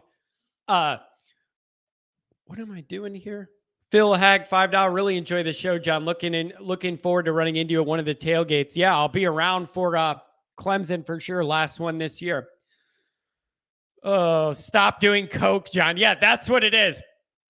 Every half hour, I got to go to the other side of this room and do me a line just to keep going. Just to keep this energy. That's what it is. I go full Scarface. I got a pile on the table over there. Are you guys mentioning songs? I don't understand. I started talking to him. Are we mentioning songs now? I saw somebody put Mud up. Mud isn't that Les Claypool? Primus? Isn't that Mud? My name is Mud. Tell me if I'm dreaming that. Somebody put my name is Mud. I'm pretty sure that's Primus, and I don't know if everybody would know that I would even know who that is or what that is. 219, you're on the line. John, what's up, man? How has your week been? Weird. Just weird, man. I can't figure Notre Dame out. It's so difficult. I've been so negative all week. Like, we need an offensive change. Everyone that calls your show, just average fans, I mean, for goodness sake, my wife can see how bad our offense is. And I was just kind of looking for, I mean, could he do a little change to help this year? You remember last year he kind of did like an up-tempo. We started doing kind of like an up-tempo thing, and it helped the offense a lot. I mean, we haven't seen any of that from Rees this year. That's what makes me like really question him. And I guess my question for you is, you know, this is the halfway through the season. Do you think it could be possible that the second half of the season could decide whether Freeman keeps him or he changes what we're doing here? Well, I mean, I think you have to keep what happens, you know, the totality of the year in mind. I mean, there's no doubt that what if they look good the rest of the year and it really does get better week by week and they get more creative and guys start making big plays and wide receivers get open and Pine sees them and all that. Like, I'm open to it looking a lot better the rest of the way. I just have real doubts that it will because some of the personnel I'm not even sure can allow it. So like, and then I have other people though that tell me it's a done deal and Freeman's done with this guy and it's just running out the end of the year. Rees is going to go to the NFL. Freeman's going to get new eyes on the offense. Like it's just over. You know, I've heard, there's disagreements behind the scenes offensively. I can't verify any of that. I just know it looks like there's problems behind the scenes and in the front of the scenes. Yeah. So I was thinking, getting as it gets closer to the weekend, last night I'll get a little more positive. I'm thinking, well, maybe our offensive recruiting has just been just that bad. The last couple of years it kind of fell off. And so I was looking it up. And the last 2 years we were 14-10. So that should be good enough to win 10 games on our schedule. That's what is so frustrating. Yeah, listen, the way I looked at it going into this year with the talent that was on the roster, here's the way I looked at it. Listen, you've been around, you listen to my show. Even in the summer, I was saying, I am worried there are more holes on this roster than any of us want to realize. I was open to that. I didn't want it to be true, but I brought it up as a realistic possibility, and it looks like we're there. So, I mean, it was always a possibility that we could struggle. It can't be this bad. It can't. Teams with way less talent have more creativity all the time. It blows my mind. Yeah. Yeah. I know we've talked, on Twitter and all this stuff since 17 probably. And we've been saying it for years that how come all these teams, when you turn on college football, when you're watching on TV, have so much more creativity and look so easy compared to what Notre Dame does. And they're in rhythm and they fling the ball around and they're hitting guys in stride over the middle and there's big chunks gained every other play. And when it's a running play, it isn't boring. There's a little misdirection and then a crease, like a little nuance, a little creativity. You know what's a good example of this, man? If you watch the Stanford Notre Dame game close, the way Stanford held that mesh point on a running play for a half an extra second, just enough to throw the rhythm and timing of the defense off. Little things like that all matter. We just don't do nothing. We don't do nothing. Yeah, we don't do nothing. That's David Shaw. He just copied. Who started that was Clausen at Wake Forest. And he's like, oh, that looks pretty good. Let's try that. Maybe we should do something like that, huh? Is that a crazy idea? Maybe we should copy off some other team. Dude, it looks so out of date. Everything we do on offense just looks out of date. And it looks out of date, and you don't have guys that can run it well. So you're 0 for 2. I'll ask you what I've been asking other people. If we had a really, really good proven quarterback, how much different would all this look this year? Everything else stays the same. Rees's play calling, everything. The wide receivers are who they are. It's all the same. But you drop like Drake May in there, North Carolina's quarterback. How much different is our dynamic? We'd probably be 5-1. Yeah. Yep. And that's the scary part too. When you look on the negative of Rees, is his quarterback recruiting. How many years has he been recruiting quarterbacks at Notre Dame? Yep. When did he start being the quarterback coach? It's a problem. He wanted Pine. I'm telling you, he wanted Pine. He wanted Buckner. I'm not open to listening to anybody say, wait till he gets a better guy in here. You can't put that on him. He wanted Pine. Tommy Rees went out and wanted the guy smaller than me to be Notre Dame's quarterback, who's slow. Whatever. That's his choice. No. That's his choice. He said no to Cade Klubnik. That is one bad game away from being Clemson's starter. Yep. I'm sorry. He said no to him. It's a problem, man. Recruiting, development. Listen, here's the deal, man. When the production's bad on the field and the recruiting and the development and retention is bad off the field, what exactly is good enough with the way that room is being handled?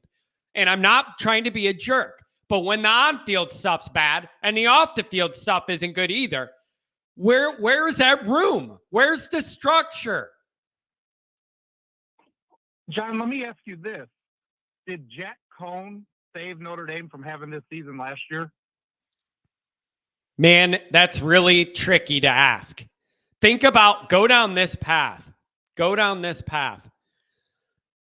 let's say you didn't get Jack Cohn, and then what does that mean? That means that you would have ran Buckner out there as a young guy with no experience and get all that learning curve going last year's what you would have done if you didn't bring in a transfer.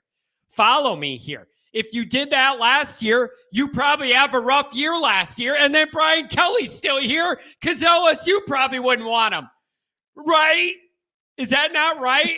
Yeah. Think about it. Probably right. Like, maybe if that happens, LSU's not as interested in him because Notre Dame starts to go down. Like, then we could still have Brian Kelly, and then I'm sure I'd be mad at a whole different batch of problems on the phone. You're right. I mean, we think Like, about it all comes full circle. Like Virginia Tech, we could have lost easily in Toledo. Yeah. And there's your 3 losses Yeah. in October, right? Right. And then I'm mad about Kelly and all his stuff again. Like, I just can't win, man. Yeah, I just can't win. Let me ask you, what, if anything, listen, man, if the answer's nothing, this year's dead to me. But I'm asking you, what would make you feel decent this week? What would make you feel a little better? Kill them 50-0, like, or nothing? Is it just done and dead? I'll be at the game, John, like I am every week. Yep. Every home game. But just to see them play football, it looks like good football. That's all I'm looking for. Yep. Win the game, play good football. No dumb penalties, no drop passes, hit the open guys. I mean, just do what you're supposed to do. Do your job, like we said. Do your job. And that just the rest of the year, I want to see more young guys. I want to see more Prince Colley. I want to see more maybe Rocco Spindler, Merriweather, obviously. All of us saw what that looks like. Yep. And just let these guys play because this is obviously a 6-6, probably a 6-6 team. And we got to work towards next year and let Freeman recruit. And it just kind of stinks because we've been talking since 2017 about how close we were getting to be championship level. It feels like we're starting over. Yeah. Now, we're starting over. Man, it's like, it's just really, really hard. But like, I would sign up for 1 year with 2 steps back if I knew we were going to end up 3 steps forward the next year, the year after. People are uncomfortable because there's no guarantee that this temporary step back is going to put us in a better place long term. And the other thing is, I need the recruiting to stay really good. I can't have you losing these games and then the recruiting also tanks. Then you're in no man's land. Like, if he's going to do top 5 recruiting classes, 23 and 24, that buys him a little patience from me because I know at least the talent part's going to get better. So I don't know, but it's hard though, man. You got to look for little nuggets that might help us when the team's good again. That's almost what it's down to the rest of this year, isn't it? Yeah, that's what it is. And just to win enough to keep the program positive, to keep these recruiting classes together, because when you follow some of these recruiting channels and sites, it sounds like it's still really good. And if we can keep that together, but the decision he's going to have to make is the offensive coordinator and getting the quarterback. I mean, that's going to be the biggest decision for Freeman for his whole era. Yeah. Is the coordinator. The coordinator is the most important job for him. Listen, man, it's tough. This job is hard. That's why you get paid a lot of money to make very tough, big decisions, possibly offend people and hurt people's feelings. Like, he's got to be a big boy, neutrally sit there at the end of this year and analyze what are the areas of this team holding us back from being where we need to go. And I think everybody around this program sees that it's offensive stuff, and then you zone in a little more and it's quarterback stuff. It needs to be looked at. So I don't know. I don't know how it's going to go, but it's wait and see, man. I mean, this is Peacock, no energy, a team nobody cares we're playing. We're down and out. Like, it's just going to be quiet and weird tomorrow. I got a feeling. Yeah, definitely. But before I get off here, John, I definitely think, though, come the spring, I don't think Tommy Rees has a choice. If Freeman keeps him, which I'd probably be okay with moving forward, I trust his judgment. He's going to have to bring in somebody like Cutcliffe, or if somehow you can get Dan Mullen to show up, or Scott Frost. I mean, say what you want about Scott Frost. He was the guy that designed that Oregon offense that was flying. Listen, when you are with a different mind, when you're this objectively bad on offense, then you don't get to say no to help and extra eyeballs. Like, you're not getting it done. Freeman's got big decisions to make. So there's two things in play, man. How do we get through this year and hold it all together? And then what type of evaluation takes place right after the USC game on Thanksgiving weekend? That's what the next big thing I'm looking forward to from Notre Dame football is knowing what those decisions are the day after the USC game. That's it. That's the next time I'm excited and think this could actually get way better. Let me know what decisions are made. Yep, I totally agree. We're at that point. It's all about the future now. And yep, it has to be. Well, it has to be, because college football is the most cumulative sport there is. You could win 50-0 tomorrow, but you already lost 3 dumb games, so it doesn't matter in the national landscape. So you blew your opportunity to do that and have it matter. So it's very unfortunate, and it's very sad, and it's making this fall lame. Yeah. But you're going to go have fun anyways. I know you're going to have fun anyways. You're going to be, you always post a picture on Twitter of getting ready to go to those tailgates. It's pitch black out, 4 a.m. You're going to be good to go. I know you are. You like that? Yeah, I love it. You're always like, I'm ready to be hurt again. It's 4 a.m. and I'm loading up the truck. Let's go. Hey, it's in my blood. I can't help it. I've been doing this my whole life. I know. How long of a drive is it for you guys to get from where you live to a home game? How far away are you? It's just a little over an hour from my driveway. That's all. That's not too bad. But you guys get out there early, man. You're up and the sun ain't up. Well, we go with a group that they actually save our spot, and they leave about. I mean, they're there as soon as the lot opens. I think last week a friend of mine said, "Oh yeah, we're going to leave about 5:36 in the morning." Man, that is. They get there before the lots are even open. No kidding, and that's a night game. That's a long day for a night game. You're looking at like 7 a.m. to 7 p.m. before you're even in the game. Yeah, that's what made it so miserable. I need me a power nap in the middle. I need me a power nap from my brunch beers, and then I'm going to need a little power nap if I did that. And it's so frustrating, just the whole. Well, hey, here's what I want to know. What? Think about this for 1 minute, just real quick. Oh, no. You're 38, I think you said. Yep. I just turned 40, right? And this is kind of scary to me. So we are like the last generation, and this might be affecting the fans a little bit with it not being as loud as Notre Dame Stadium used to be. We're the last. We're grown men now, and we are the last group that remembers Notre Dame competing for a championship. Yep. Like as kids. Yep. When we were kids, like legit competing. Yep. And we're 40 years old almost. It matters, Adam. It matters. It matters because it changes. Yeah. It naturally changes your expectation level of like what's normal around here. I think about it all the time. People that are like 22, 23, their whole life, they remember Notre Dame as Brian Kelly. They don't know anything other than Brian Kelly being in charge. It's totally wild, and it will alter how you perceive the realities. That's a thing, man. You're right. That is a thing. That is absolutely a generational thing. That's why people like our dads have no patience for this now, because they grew up seeing Notre Dame win stuff all the time, and this is all a joke to them. You know how mad it makes my dad that he can't turn off the TV and put on the radio to hear Tony Roberts That's what he wants to do. Oh my God, that's what I want to do. That guy's golden pipes. I love that guy's pipes, man. I love that man's voice so much.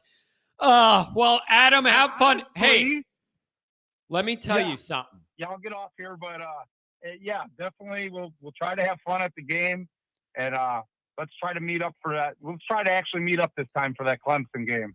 I know last time we couldn't make it over to your side, but we'll try to meet up. You know what? It'll be easier because I'll be in both days. I'll be at the tailgate thing earlier in the morning Saturday. I'll have less to do. It'll be a lot easier for that day for sure.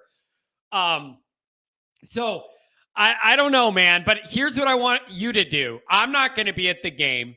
You are. Call me back Monday. I really want to know the vibe in there because I got a feeling it's going to be very dead, and I want to see how that plays out depending on how we play. So make sure you monitor that for me and give me a call because I'm interested in that angle. Okay, John, definitely love being on the show, and go Irish. Beautiful, man. Have a safe drive there. Have fun as always. I'll see you in a couple weeks.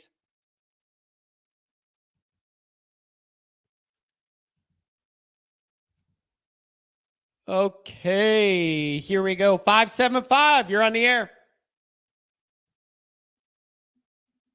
Good morning. Good morning. How you doing, John? I'm doing very well. Sorry you had to wait a little bit on the line there. Where are you at on all of this? There's a lot to consider in Notre Dame land. Where are you thinking? Okay, so a couple weeks ago I called in right before the BYU game. And I was, I had mentioned that, something just didn't seem right. Something was off. And it was primarily with the offense. And obviously it showed last week.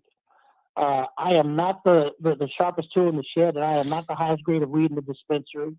But I just higher tax rate, by the way. Isn't that wild? That I'm not trying to incriminate anybody. I'm just saying I think it's funny how the higher the percentage of THC, the more the tax. But anyways, I digress. They're gonna nail you no matter what. But anyways, we'll keep going. You know what I'm talking. You know what I'm talking about. It's a joke, but we'll keep moving. Yes. I have watched, Rees as a player, and obviously as a coach, for the offense, over the 6-7 years. My question really is, do you think that he is able to coach elite talent? Do you think That's above That's a good ability? question. So you're asking, like, if he maybe had a full deck, what he would be able to do with that, like, of talent? Is that what you're asking? I mean, yeah, because like you said, everybody's been waiting for the offense to open up. Everybody's been waiting for him to be creative and everything. And it just looks like the same old plain generic offense that we've watched over the years. Little sparks here and there, but it's just the key position is the quarterback. And even when there were some glimpses of promise with the quarterback, it just seems that the offense just never evolved. Yeah, that's just been my thing. It's like, is he intimidated by the talent? Is it just something where he's not thinking outside the box? Yeah, I mean, because right now that's not what I'm seeing. I'm seeing, you're dictating to everybody what you're going to do. I mean, there's nothing exciting about the offense whatsoever. There's nothing engaging about it. And it's like, well, the offense is what scores the points. Obviously, defense, will help win championships and everything. But if you want to see, dominance being displayed, you want to see the athletes getting out there and you're putting them in the position to succeed, to excel. And I am not seeing that with them. And again, like I said, I'm a fan. I am 100% fan. I'm not, that's their profession and everything. But as a fan, seeing things over the years, it's just, damn, do something. Yeah, One of the knocks is early this year, it was that it seemed Rees was scheduling an offense to be ran that didn't match the skill set of what the talent could do. And that does make me wonder, what if he did have a full deck, and a big experienced quarterback that can make all the throws, 3 really good receivers, the tight ends, and then the good running backs. I don't know what that would look like because we never have it. So it's a chicken or the egg. So I don't know. It might look better if we had all that. But also, Rees is a part of why we don't have all that. It's not like he's an innocent observer. He wanted Drew Pine, who, no offense, shouldn't be Notre Dame's quarterback. It's not an offense to him as a player, as a guy. Somebody that small, that doesn't have a huge arm and isn't that fast, shouldn't be considered to be Notre Dame's starting quarterback. Sorry. That is my opinion, and I'm not backing down. I don't care if he was a 4-star, this and that. Undersized, not a big arm, not fast, not my quarterback. Next on the list, Tommy. Yeah. The days of Doug Flutie are long gone. And, you might be able to find a Michael Vick-esque type player out there. But again, that's fine. That's fine. He's fast as hell, and I could use that. I can't have you be undersized, not have a big arm, and be slow. You're 0 for 3 then. Yeah. I agree. I agree.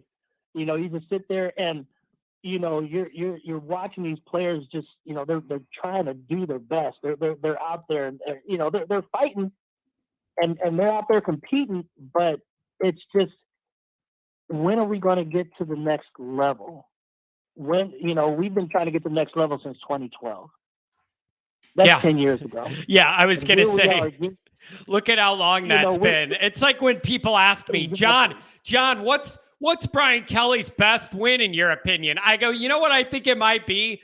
All the way back to Halloween weekend in Oklahoma in 2012. Exactly. I literally think that is the game I'm proudest of Brian Kelly for winning, because it was an actual top 10 game, night game on the road, big brand, everything on the line, had to have it, and you got it 10 years ago. Like literally the biggest game Kelly had that I'm happy of 10 years ago. Where did it all go? Where did the time go? Where did my hair go? I tell folks the same thing. That game was a complete game. That should have been a springboard.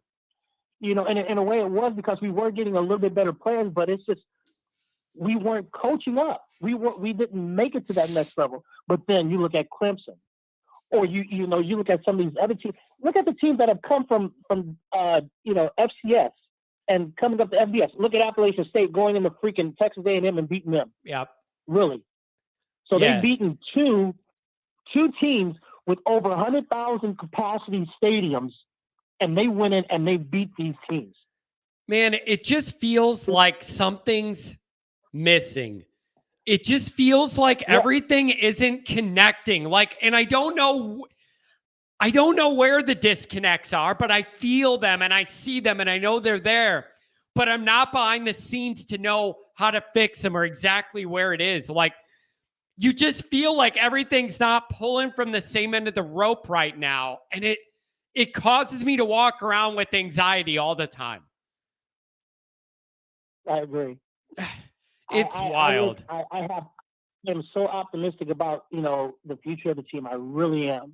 I think overall, just we're progressing in the right direction with recruiting.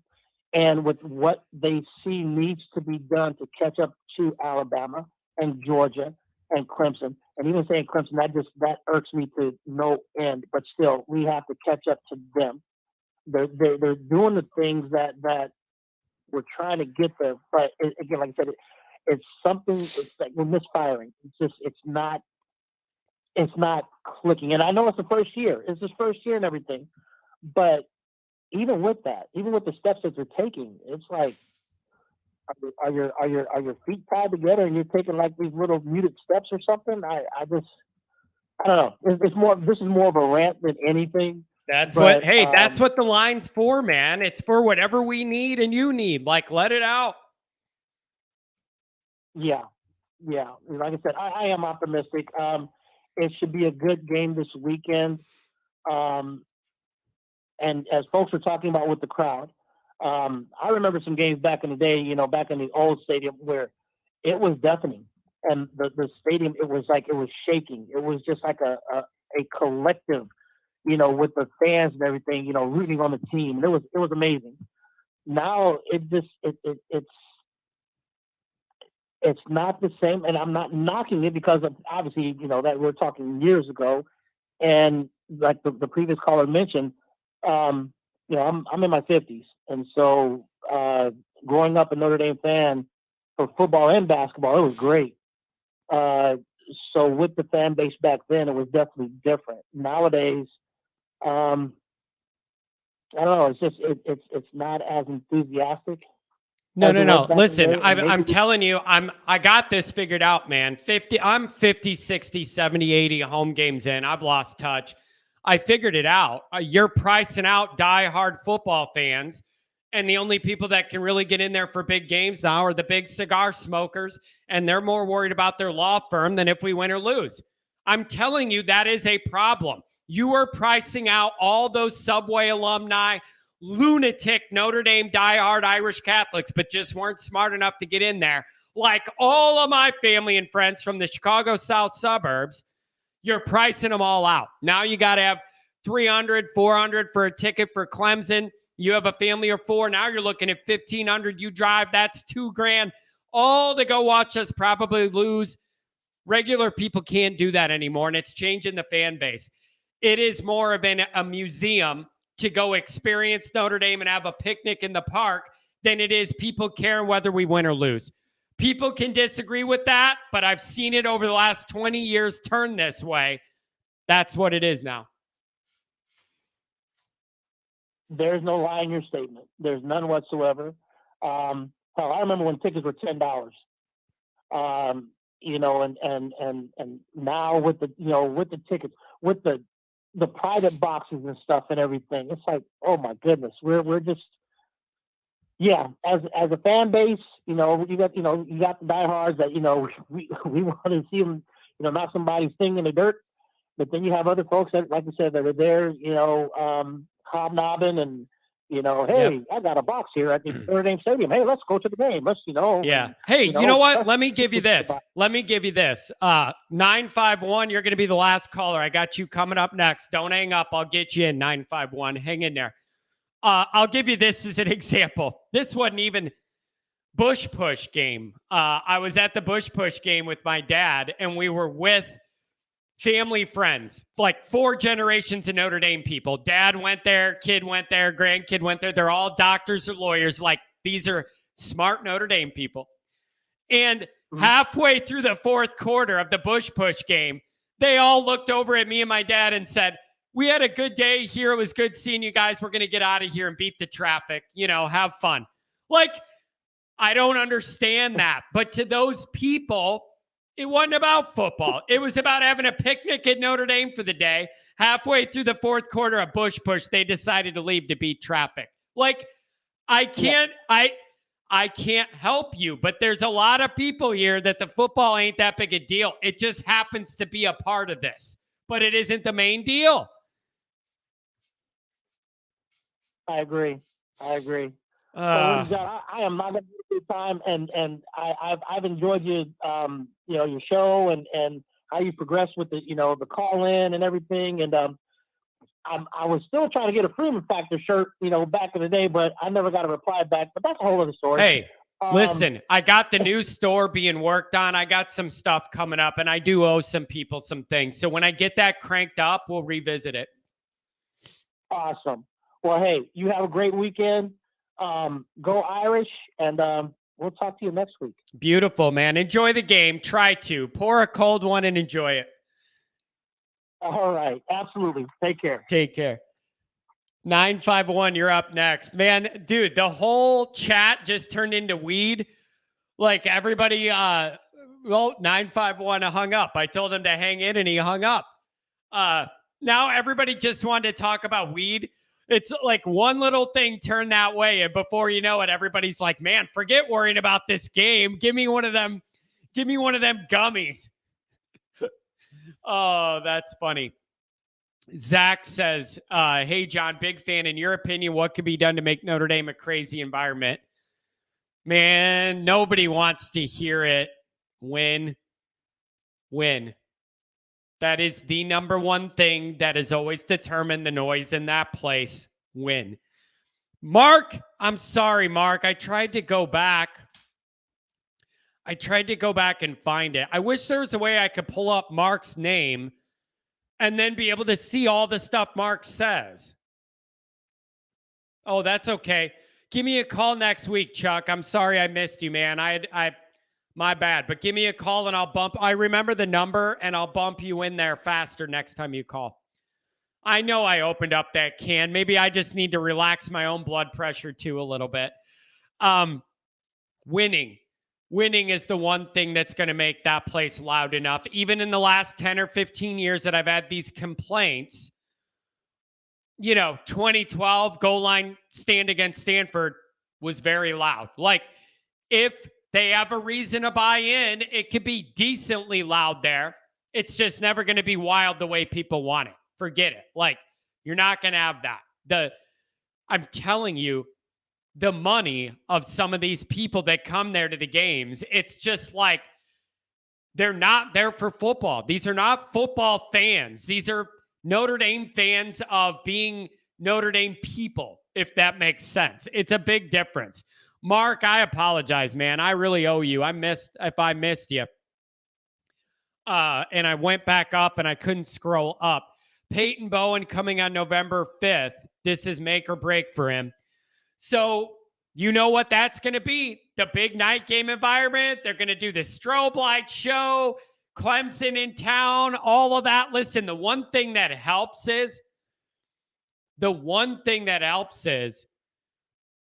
if the guys trying to steal him from you are Oklahoma and Texas A&M, it ain't like they're in a good spot either. So you can miss me with that. Like, they're not in any place to be talking crap to us. Have seen women in mink coats at the game. Like, dude, you name it. But there's a lot of people there that they don't care about football, man. I've seen way too much of it. They just do not care. Like, it is a sightseeing tour. It is a museum. They are going to have their picnic. They're going to sit there politely and then they're going to leave early. But they're there for the game because it's the Notre Dame thing to do. These people don't care if they win or lose. Do you know how many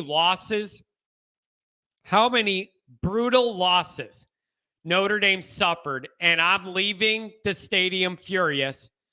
And I see people all over around me. What a great day at the ballpark. They have smiles on their face. They just got a pep in their step. I'll never understand it. These people do not care. They don't. Okay? They don't. All right, folks. That's going to be it for the day. If I missed you and you donated, I really apologize. I hope you guys understand. I never mean to do that. It's just a lot to keep up with. Making sure the stream's right. Following the chats. Banning the sex stuff. Making sure nothing stupid's going on in the chat. Thank people for donating and do all the call stuff. Manage how many people are in there, how long, all of it. So not the easiest thing, but I appreciate it. Topgolf's fun, but Michael Graves, $20 Go Irish at the end of the day, man. I really appreciate that. Here's my problem with Topgolf. Now, you got to remember, I was a golfer a real long time. Like, okay? 4 handicap, state championship. Like, I've been around the block on golf, okay? Been in that competitive realm. What I hate about Topgolf is those balls are so cheap because of the sensor they have to put in them. You can't practice at all. That's just date night, drink night. That is not for working on golf at all. Not even a real ball. The sensor, they don't fly right. I hate them. The weight's off. Bad. Michael, $20 though for the end of the show. I really appreciate you, man. Thank you very, very much. All right, you guys, have a good Friday. Enjoy it. Thanks for being here.